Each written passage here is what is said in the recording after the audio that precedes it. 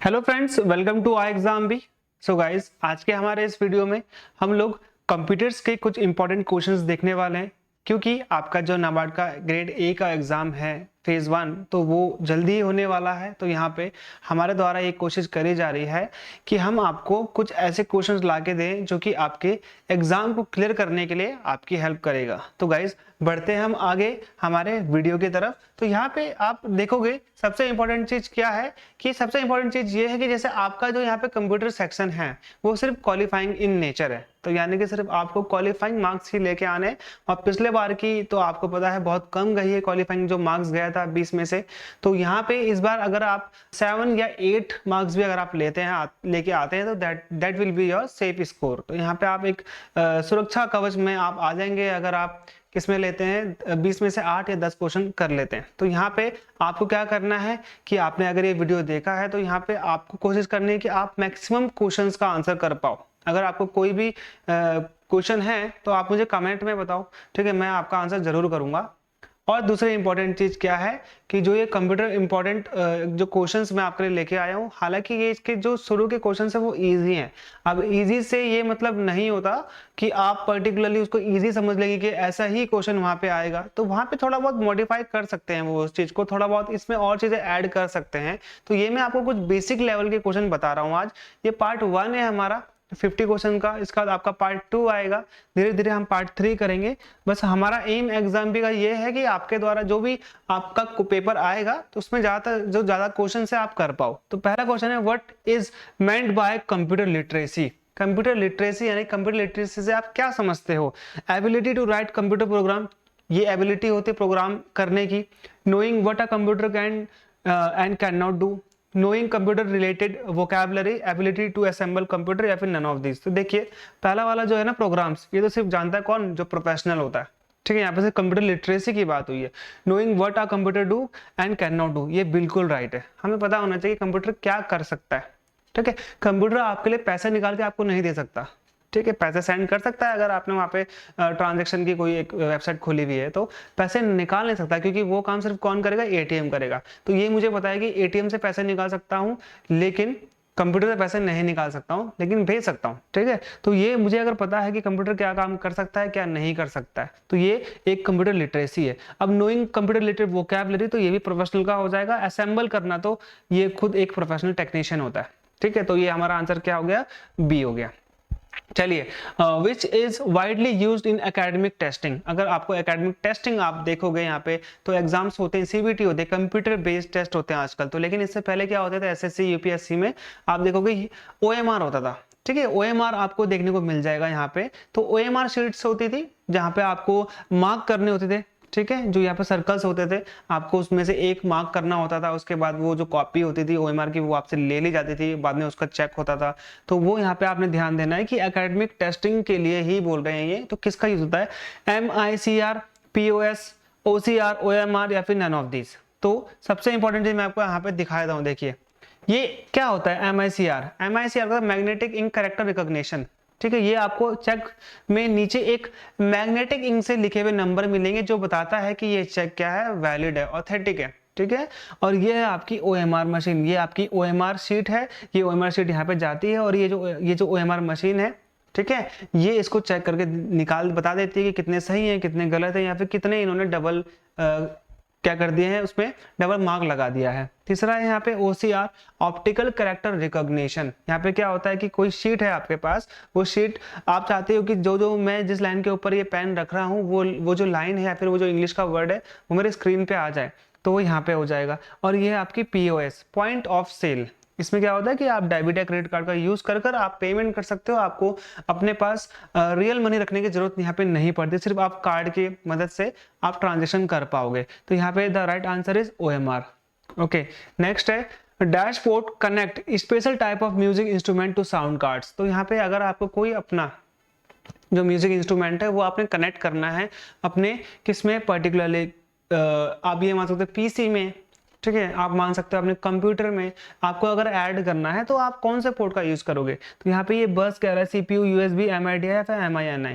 तो यहाँ पे क्या होगा सही आंसर, देखिए कुछ इस प्रकार से ना आपको यहाँ के जो आपका ये CPU होता है, अगर मान लीजिए अगर आपका लैपटॉप है तो वहां पर भी कुछ इस प्रकार से आपको एक पोर्ट मिलेगा USB वाला, और यहाँ पे जो आपका ये है कीबोर्ड, जैसे मान लीजिए आप इस कीबोर्ड को लगाना चाहते हो तो इसके पीछे आपको मिलेगा MIDI पोर्ट। ठीक है, MIDI यानी कि म्यूजिकल इंस्ट्रूमेंट डिजिटल इंटरफेस। तो MIDI is the correct answer अगर आपको कोई साउंड से रिलेटेड इंस्ट्रूमेंट कनेक्ट करना है अपने PC या फिर कंप्यूटर से, तो iXambi के द्वारा। ठीक है, बच्चों की हेल्प के लिए, बच्चों के फेवर में दोबारा से एक बहुत बेटर काम करा गया, 75% का ऑफ दे दिया गया है। देखिए आपको कहीं भी इतना बड़ा ऑफर नहीं मिलेगा, इतने बेस्ट फैकल्टीज है हमारे पास। ठीक है, तो यहाँ पे आप लोग देख रहे हो कि हमारा जो नाबार्ड ग्रेड ए का कोर्स है उसमें 75% तक का ऑफ मिलेगा। आपको पूरा पे करने की जरूरत नहीं है, मतलब आप ये समझ लीजिए आपको 25% ही पे करना है किसी भी कोर्स के लिए जो हमारे नाबार्ड ग्रेड ए में है। तो यहाँ पे आपने कोड यूज करना है NAB75। अगर आपने NAB75 जो कोड है पर्टिकुलरली अगर इसको क्या कर दिया, लगा दिया, तो यहाँ पे आपके जो प्राइस है वो 75% तक फॉल हो जाएंगे।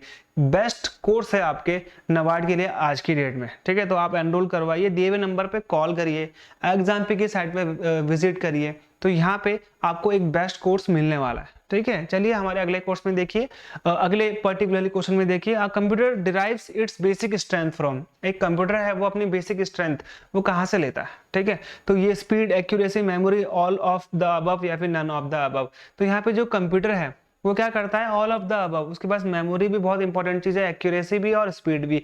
अगर ये तीनों चीज उसके पास रहेंगी तभी वो उसे एक बेस्ट मशीन बनाता है। That's why D is the right answer. Next है copyrighted software that can be used for free.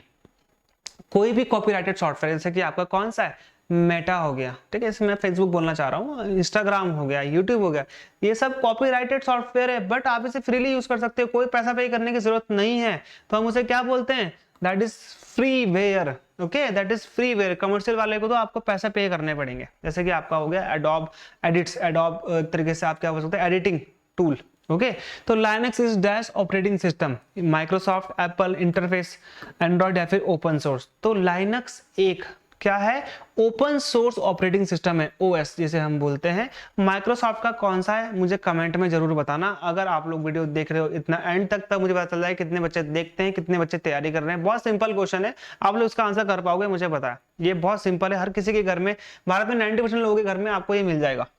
Okay, What does COB stand in COBOL?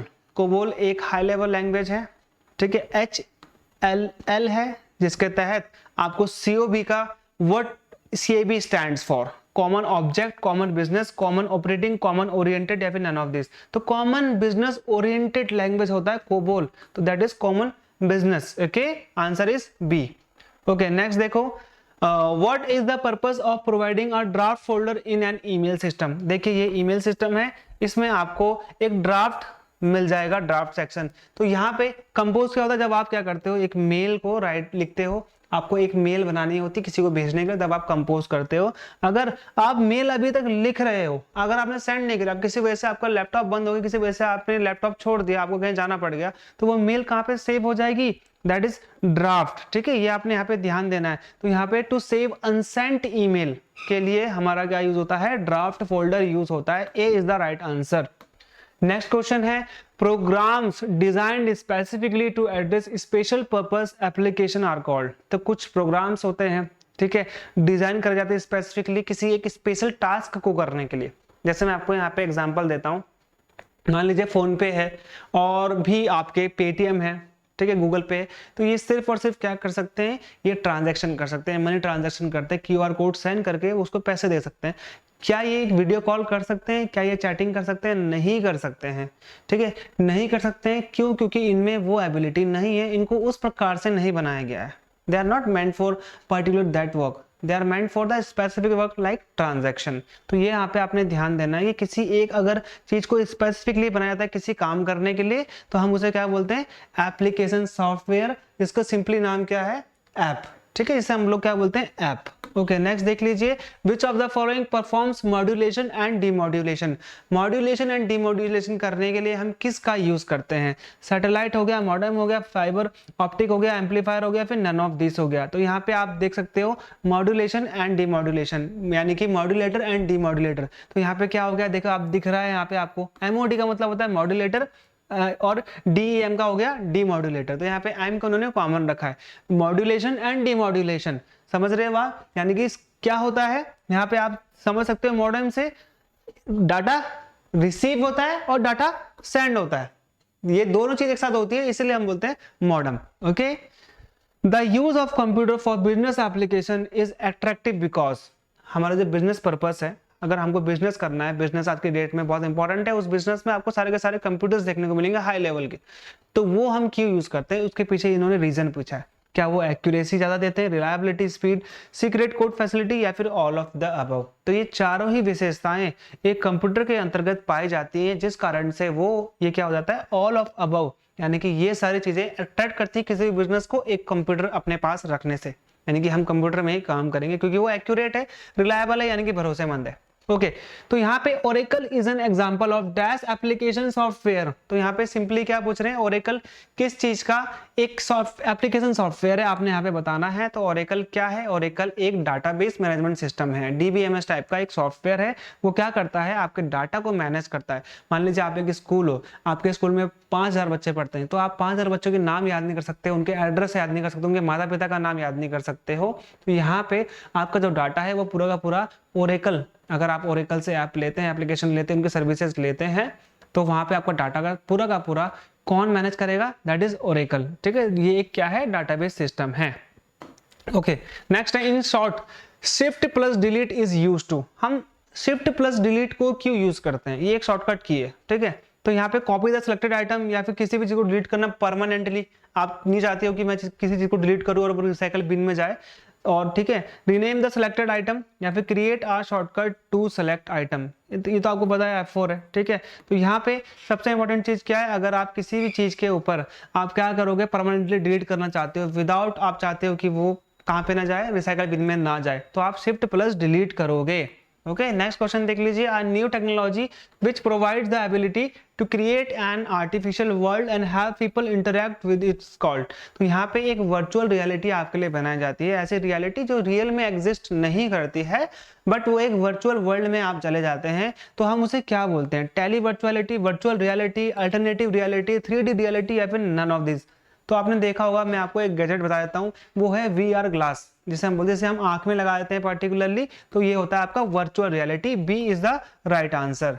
Dash a dash is a device that not only provides surge protection but also furnishes your computer with battery backup power during a power outage. बहुत simple question है, question simply बहुत लंबा है, लेकिन यहाँ पे कहना क्या चाह रहा है कि अगर आपके घर में एक पावर शॉर्टेज हो जाए, पावर चली जाए, तो आपको ये एक सर्ज प्रोटेक्शन देती है। सिंपली आपका जैसे लाइट चलेगी तो आपका कंप्यूटर ऑफ नहीं होगा, क्योंकि आप जिस पे आप काम कर रहे हो, मान लीजिए आप डॉक्यूमेंट फाइल में काम कर रहे हो, तो वो फाइल पूरी की पूरी आपकी करप्ट हो जाएगी, नहीं तो वो फाइल में जो आपने डाटा किया था वो अनसेफ रह जाएगा। तो यहाँ पे आपको कुछ टाइम मिलता है, 5 मिनट 10 मिनट, हालांकि लैपटॉप को तो फर्क नहीं पड़ता है अगर आपका चार्ज है तो, अदरवाइज अगर चार्ज नहीं है तो आपको ऑफ करना पड़ेगा। अगर लाइट जाती है तो, आपके घर में पावर आउटेज होता है तो यहाँ पे जो यूपीएस होता है वो हेल्प करता है आपको 5-10 मिनट एक्स्ट्रा टाइम देने की, ताकि आप अपने जो फाइल्स है उसको बंद कर लीजिए सेव कर। ठीक है, तो ये हो गया आपका अनइंटरप्टेड पावर सप्लाई। नेक्स्ट है, विच device consist of electronic circuits that interpret and execute programme instruction. ये क्या बोल रहा है डायरेक्टली कि कौन सा device consist of electronic circuit, उसमें बहुत सारे क्या होते हैं, सर्किट्स होते हैं, that interpret and execute programme instruction. वो क्या करते हैं, प्रोग्राम के जो इंस्ट्रक्शंस होते हैं उसको एग्जीक्यूट करते हैं। जैसे कि मैंने बोला कि अभी आप ये वीडियो चलाए, अभी आप ये इमेज देखिए, तो ये सारा का सारा यही काम करते हैं। तो यहाँ पे देखिए, pointer is not the right answer. Pointer तो कौन करता है, पॉइंटर होता है आपका, जैसे ये मेरा एक तरीके से बोर्ड का ये जो मेरा पेन है ये एक पॉइंटर है, माउस होता है वो एक पॉइंटर होता है, ठीक है, लाइट पेन होता है वो एक पॉइंटर होता है, जॉयस्टिक होता है वो एक पॉइंटर होता है। तो यहाँ पे pointer is not one. Input output ऐसा क्वेश्चन होता है तो CPU is the right answer. CPU ये सारे के सारे काम करता है। ओके अगला है, artificial intelligence is associated with which generation. Computer की जितनी भी जनरेशन होती है उसमें आपको टोटल 5 जनरेशन देखने को मिलेंगी। मैं यहाँ पे लिख देता हूँ first, second, third, fourth and fifth. अब ये जो 5 जनरेशन है, इस 5 जनरेशन में आपको सबसे पहले जो जनरेशन है उसमें आपको कौन सी टेक्नोलॉजी देखने को मिलेगी, दैट इज वैक्यूम ट्यूब। ठीक है, जो बल्ब में होती है ना, दैट इज वैक्यूम ट्यूब। दूसरी वाली में आपको क्या मिलेगी, दूसरी वाली में आपको यहाँ पे क्या देखने को मिल जाएगी, that is transistor, transistor technology. Third वाले में आपको देखने को क्या मिलेगा, IC chip, integrated circuit chip. और फोर्थ वाले में आपको देखने को मिलेगा VLSI, जिसे हम बोलते हैं वेरी लार्ज स्केल इंटीग्रेशन। और फिफ्थ वाले में आपको मिलेगा ULSI एंड AI, यानी कि अल्ट्रा लार्ज स्केल इंटीग्रेशन और आर्टिफिशियल इंटेलिजेंस। तो यहाँ पे fifth generation is particularly related with the AI। AI का मतलब यहाँ पे क्या हो गया, रोबोट से हो गया, रोबोटिक इंजीनियरिंग से हो गया। ठीक है, if you want to improve the performance of your PC you need to upgrade which of the following. अगर आप चाहते हो कि जो आपकी पीसी है उसका जो परफॉर्मेंस है बहुत अच्छा हो जाए, बहुत तेज हो जाए, फास्ट हो जाए, तो आपको अपने पीसी के किस पार्ट को अपडेट करने की आवश्यकता है। तो यहाँ पे ये पूछ रहा है कीबोर्ड को कोई कुछ नहीं करना अपने अपडेट, कीबोर्ड अपडेट नहीं होता है, इसका ड्राइवर अपडेट होता है। मॉनिटर भी नहीं है, सीपीयू भी नहीं है, नन ऑफ दी। यहाँ पे आप देख लीजिए ऑपरेटिंग सिस्टम को अगर आप अपडेट करते हो, अपग्रेड करते हो, अच्छा ऑपरेटिंग सिस्टम लेते हो, तो यहाँ पे जो आपकी परफॉर्मेंस है कंप्यूटर की वो बहुत ज्यादा बेहतर हो जाएगी। When you turn on the computer, the boot routine will perform this test. Boot routine मतलब क्या होता है, रीस्टार्ट। जब भी आप अपना कंप्यूटर ऑन करते हो तो यहाँ पे ऑन करते वक्त आपने देखा होगा प्रोसेसिंग या फिर लोडिंग करके आपको देखने को मिलेगा एक सर्कल टाइप का, जिसमें वो सर्कल होता रहता है। तो यहाँ पे बूट रूटीन जिसको हम बोलते हैं, तो वो क्या करता है, एक टेस्ट परफॉर्म करता है जिसे हम बोलते हैं पावर ऑन सेल्फ टेस्ट। ठीक है, POST।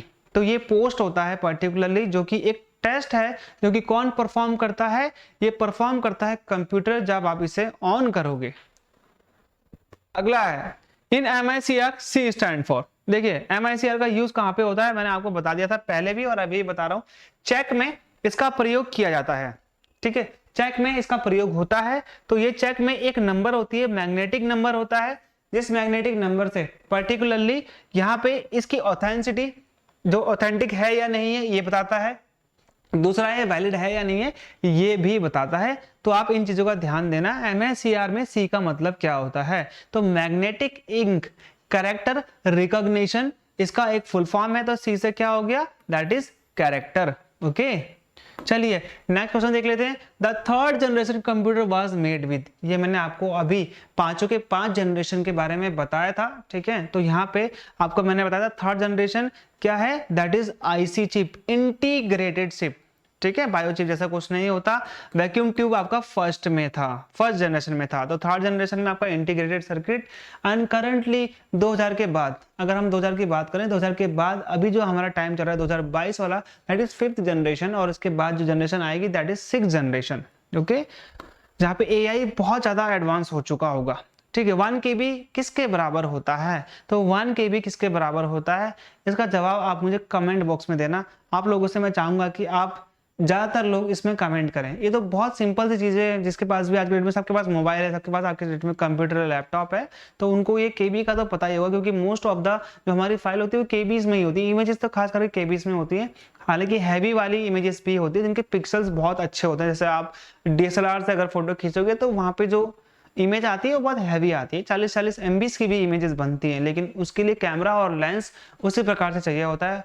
अदरवाइज अगर आप मोबाइल से खींचेंगे तो आपका जो इमेज होगी वो या 2 या 3 MB की ही मिलेंगे, अगर मोबाइल भी बहुत अच्छा हुआ तो, अच्छी क्वालिटी का हुआ तो। अदरवाइज वो आपको KBs में ही देखने को मिलेगा। तो 1 KB किसके बराबर होता है ये आपने मुझे कमेंट में बताना है। BIOS stand for, BIOS stand for. हालांकि ये बहुत इजी क्वेश्चन है आप लोगों के लिए, लेकिन अभी आप समझिए कई बार क्या होता है कि हम गलती कर बैठते हैं, इजी चीजें नहीं पढ़ते हैं और हार्ड चीजें पढ़ लेते हैं। तो यहाँ पे गलती क्या रहती है कि हम पर्टिकुलरली किसी भी चीज को इक्वलिटी नहीं दे पाते हैं। तो यहाँ पे आपने हार्ड, मॉडरेट और इजी लेवल तीनों को लेके चलना है। ठीक है, तो BIOS stand for basic input output system. तो यहाँ पे कौन सा है basic input output system, that is B1। ठीक है, तो ओके हम चलते हैं सेकंड लास्ट क्वेश्चन पे। Group of instruction that direct a computer is called. तो जो कंप्यूटर है, ठीक है, तो ग्रुप ऑफ इंस्ट्रक्शन को हम क्या बोलते हैं, जो डायरेक्ट करते हैं किसी कंप्यूटर को। तो अगर आप क्या कर रहे हैं, पर्टिकुलरली इंस्ट्रक्शन दे रहे हो, ठीक है, तो इंस्ट्रक्शन देने के लिए स्टोरेज ऐसा कुछ नहीं है, मेमोरी कुछ नहीं है, लॉजिक दैट इज प्रोग्राम, ठीक है, program is the right answer. Okay, next and the last question, software instruction intended to satisfy a user specific processing need are called। तो यहाँ पे कुछ सॉफ्टवेयर होते हैं, इंस्ट्रक्शंस होते हैं उनके, ताकि जो यूजर है उसकी स्पेसिफिक प्रोसेसिंग नीड को वो क्या कर सके, कैलकुलेट कर सके, जान सके।